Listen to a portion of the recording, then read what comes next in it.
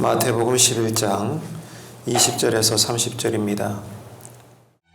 예수께서 권능을 가장 많이 행하신 고을들이 회개하지 아니하므로 그때에 책망하시되 화 있을진저 고라시나 화 있을진저 벳세다야 너희에게 행한 모든 권능을 두로와 시돈에서 행하였더라면 그들이 벌써 베옷을 입고 제에 앉아 회개하였으리라. 내가 너희에게 이르노니 심판날에 두로와 시돈이 너희보다 견디기 쉬우리라. 가버나움아 내가 하늘에까지 높아지겠느냐 음부에까지 낮아지리라. 내게 행한 모든 권능을 소돔에서 행하였더라면 그 성이 오늘까지 있었으리라. 내가 너희에게 이르노니 심판날에 소돔 땅이 너보다 견디기 쉬우리라 하시니라.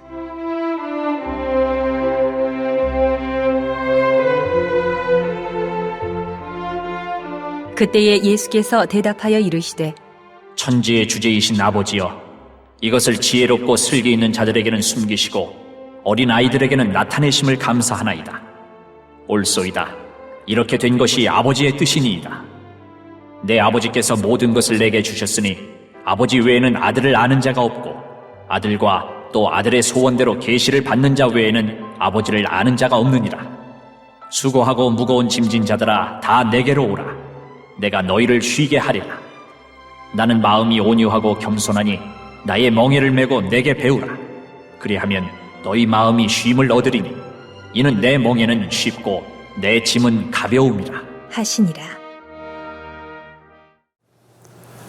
예수님께서 이 땅에 오셔서 3년간 공생의 사역을 하시는 중에 가장 집중적으로 행하신 곳은 갈릴리의 고라신과 벳세다와 가버나움 지역이었습니다.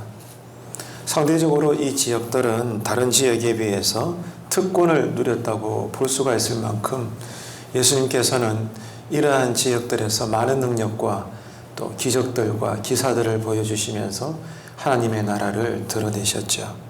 그런데 오늘 본문 말씀에서 예수님께서는 예수님께서 행하신 그렇게 많은 권능들을 그 마을들이 직접 경험을 하면서도 회개하지 않는 거예요.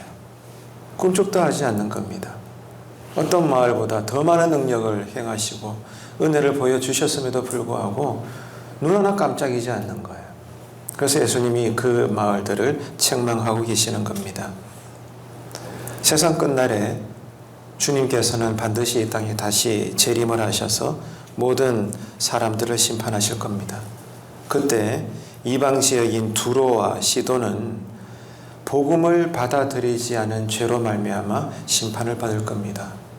그런데 복음을 듣고도 은혜를 거절했던 고라신, 벳세다, 가버나움은 그런 이방 땅의 사람들보다 더 심각한 심판, 더 크고 두려운 심판을 받을 것이라고 예수님께서는 강하게 질책을 하고 있습니다. 결국 이 말은 현재 우리들에게도 해당이 되는 경고입니다. 평생 교회는 다닙니다. 교회 마당을 밟고 다닙니다. 더군다나 또 재직의 명분도 갖고 있고 예수 믿은 지 오래되었습니다. 그런데 복음을 모릅니다. 또 자기 십자가를 지지 않으려고 합니다. 다시 말해서 은혜 체험이 없어요. 교회는 다니는데 누구는 거듭나지 못했고 한평생 예배는 드리는데 은혜를 몰라요. 영이신 하나님과의 깊은 교제가 없습니다.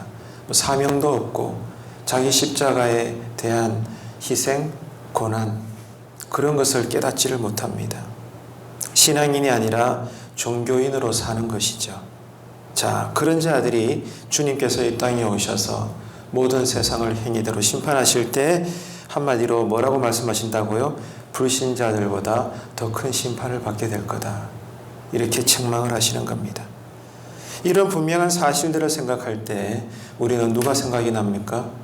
사도 바울의 외침이 생각이 납니다. 우리에게 주신 구원을 오늘 또 우리가 어떻게 이루어 가야 되는가 하면 두렵고 떨림으로 나에게 허락하신 구원을 소멸치 않고 이루어 가겠다. 사도 바울은 그렇게 외친 것이죠. 반면에 오늘 본문을 보게 되면 예수님의 사역에 대해서 긍정적으로 반응한 사람들이 나타납니다. 근데 의외의 사람들이라는 것을 알 수가 있죠. 그들은 하나같이 어린아이처럼 겸손하게 예수님의 말씀 그 하나하나를 다 받아들였던 사람들이에요. 어린아이처럼. 다시 말해서 나는 모태신앙, 평생 예수 믿었고 직분도 있고 우리 집안은 예수 믿은 지 몇 대째 되는 집안이고 우리 집안에 장로가 몇 명이며 목회자가 몇 명 나오고 있고 권사가 수두룩해요. 뭐 이런 식으로 스스로 신앙이 좋다, 슬기롭다, 지혜롭다, 의롭게 여기는 사람들이 아니라 오직 하나밖에 없어요. 예수님의 은혜가 아니면 안 된다. 주님의 은혜가 아니면 나는 살 수 없다. 절대적으로 하나님의 은혜만 의존할 수밖에 없는, 다시 말해 마치 어린아이들과 같이. 어린아이는 언제나 엄마를 찾잖아요. 부모를 찾습니다. 뭐 하나 지 스스로 할 수 있는데도 부모가 아니면 할 수 없다고 땡깡 부리는 아이들이 어린아이들이죠. 이런 어린아이들과 같이 예수님의 부르심에, 예수님의 가르치심에, 예수님의 말씀에 하나하나 반응하고 응답을 했다 이것입니다. 그런데 더 놀라운 영적인 사실은 이것이 하나님의 아들 예수님의 깊으신 뜻에 의해서 된 것이라는 거예요. 주님의 깊으신 뜻에 따라 어린아이들처럼 그런 자들은 주님의 가르침과 주님의 그 말씀에 하나하나 반응을 하면서 옳습니다. 그렇습니다. 예, 제가 따르며 순종하겠습니다. 은혜 주시는 대로, 능력 보여주시는 대로 복음을 받아들이고 그 은혜대로 날마다 살아가는 사람들. 주님께서는 그런 자들에게 복이 있다고 말씀하시는 거죠. 그리고 오늘 이 본문 말씀이 주시는 위로의 은혜가 있습니다. 뭐겠습니까? 그렇게 은혜를 받으면서 그 은혜를 사모하면서 언제나 예수 앞에 나오는 자는 진정으로 쉼을 얻게 될 것이다. 아무리 보잘것없고 연약하고 가진 것 없고 누가 뭐 인정해 주지 않고 찾지 않아도 언제나 주님의 은혜를 사모하고 그 은혜의 힘으로 살아가는 어린아이 같은 자, 그런 자들에게 주님께서는 참된 쉼을 얻게 될 것이라고 약속해 주고 있습니다. 하나님은 그 시대의 큰 인물을 어떤 사람들로 쓰시는가 하면 절대로 교만한 사람을 쓰시지 않습니다. 어떤 누구든지 간에 어린아이처럼 하나님의 은혜를 사모하는 자, 하나님의 은혜만 붙잡고 아둥바둥거리는 자, 언제나 그렇게 연약한 자를 들어 쓰셔서 하나님은 큰 일을 일하시는 것입니다. 그래서 결국 오늘 본문 말씀을 압축하자면 네 단어로 줄일 수가 있어요. 교만과 겸손, 짐과 쉼. 이 네 단어로 추격할 수가 있습니다. 누군가는 교만한데 누군가는 겸손해요. 누군가는 짐을 너무 무겁게 지는데 누군가는 여전히 쉼을 누리는 것입니다. 하나님과 사람 앞에서 교만한 사람은요, 언제나 스스로 무거운 짐을 가지고 살 뿐입니다. 왜? 자기 스스로 노력하려고, 자기 스스로 해결하려고 바둥바둥거리기 때문이죠. 그 짐이 무거워요. 가진 것 많을지라도 언젠가는 다 썩어지고 없어질 것들인데 자기 스스로 뭔가 해보려고 하고 자기 스스로 하나님이 되어서 치고 나가려고 하니까 힘든 거예요. 힘들다고. 그런데 평안한 삶을 누리는 그러한 사람들은 누굽니까? 어린아이처럼 그런 인생의 짐들을 누구한테 맡겨요?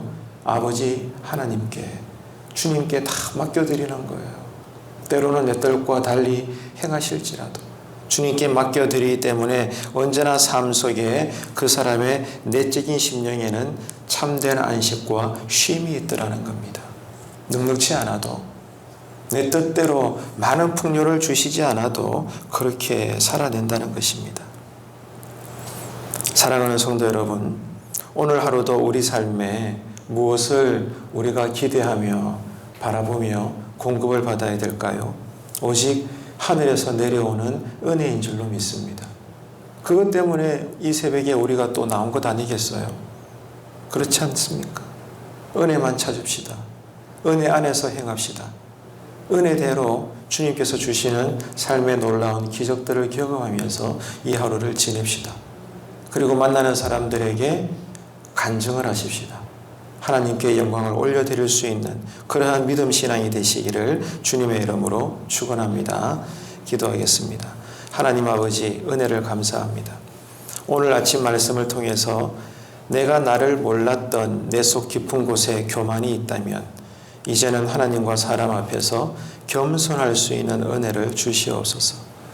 그럼으로써 스스로 어리석게 짊어지려고 하는 무거운 짐들을 주님께 다 맡겨드리고 주님께서 우리에게 맡겨주시는 그리스도의 남은 고난, 하지만 그 고난의 짐은 결코 무겁지 않은 것임을 오늘 또 우리가 깨닫고 오직 믿음의 길을 외면하지 않고 올곧게 걸어가게 하시옵소서. 감사드리며 예수님의 이름으로 기도합니다. 아멘.